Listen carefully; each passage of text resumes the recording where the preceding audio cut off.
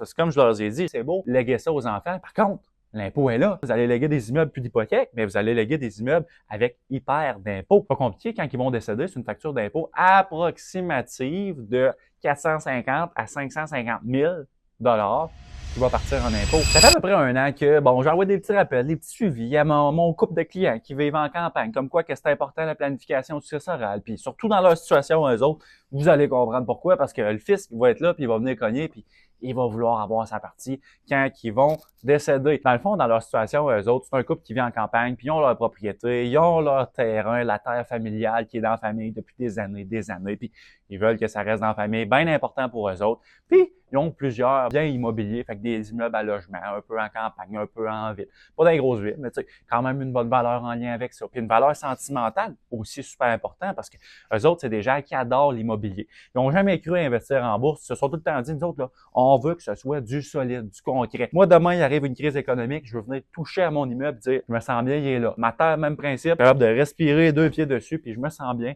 Est là. Fait que bref, c'est des gens qui pensent comme ça, puis c'est bien correct. Ils ont investi au courant de leur vie dans cette mentalité-là, dans cette optique-là. Ils ont leurs immeubles, ils ont aussi leur terre. C'est bien important que leurs 2 enfants reprennent la relève quand eux autres vont décéder. Fait que la planification est bien de mise parce qu'il y a une bonne planification successorale à mettre en place. Parce que comme je leur ai dit, c'est beau léguer ça aux enfants, puis ils étaient bien contents parce qu'ils ont pratiquement plus de prêts hypothécaires. Par contre, l'impôt est là. Vous allez léguer des immeubles plus d'hypothèque, mais vous allez léguer des immeubles avec hyper d'impôt. Fait que là, OK, c'est comment que ça marche, puis tout le kit. Fait que commence à s'intéresser, puis ça fait longtemps là, que je leur dis c'est important, c'est important. Pas compliqué, quand ils vont décéder, c'est une facture d'impôt approximative de 450 à 550 000 qui va partir en impôt. Ils n'ont pas le gros parc immobilier à Québec là, avec des centaines de pas. Mais ça reste que ça vaut de l'argent, ça. Ça vaut beaucoup d'argent. Fait que bref, on arrive avec ce chiffre-là au bout de la ligne. Ils disent, pour reprendre notre parc immobilier, reprendre notre terre familiale, ça coûterait ça.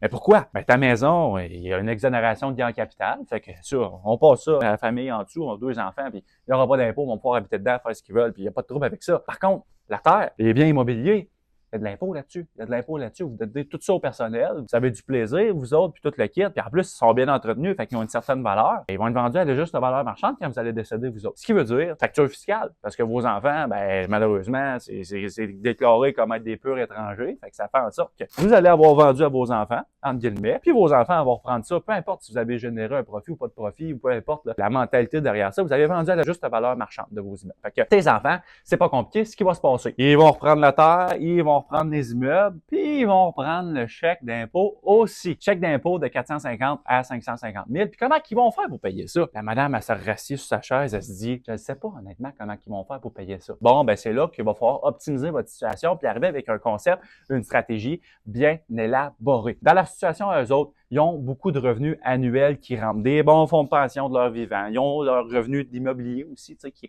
qui rentrent parce qu'ils ont pratiquement plus d'hypothèques. Puis ils ont signé des bonnes hypothèques, tout le kit. Fait que bref, ils ont beaucoup de revenus aussi qui rentrent de leur logement. Fait que ça fait en sorte qu'ils ont quand même beaucoup de liquidités annuellement. Fait que comment qu'on y a été? On y a été dans un concept d'assurance vie participative pour générer une valeur qui est réelle aujourd'hui. S'il arrive un décès des deux côtés, ça va venir payer la facture fiscale. Puis quand il va arriver un décès, que ce soit 80, 84 ans, peu importe, puis que là, le parc immobilier, le terrain va être vendu à la juste valeur marchande aux enfants, eh bien, ça va venir payer la facture fiscale parce que l'assurance vie participative a pris une certaine valeur, puis on l'a peaufiné, on l'a monté pour que la valeur suive la facture fiscale, pour que les enfants puissent garder les immeubles dans la famille, garder la terre dans la famille, parce que ça, je l'ai bien compris, c'est important pour les parents, puis c'est important pour les enfants, puis c'est important pour toute la lignée familiale. Fait que bref, les parents sont contents que la passion reste dans la famille, que les immeubles restent dans la famille. Le fisc va être content aussi parce qu'il va recevoir son bout de gâteau. Bref, c'est comme ça qu'on a planifié leur planification successorale. Puis vous seriez surpris comment c'est important d'avoir une bonne planification successorale parce que l'impôt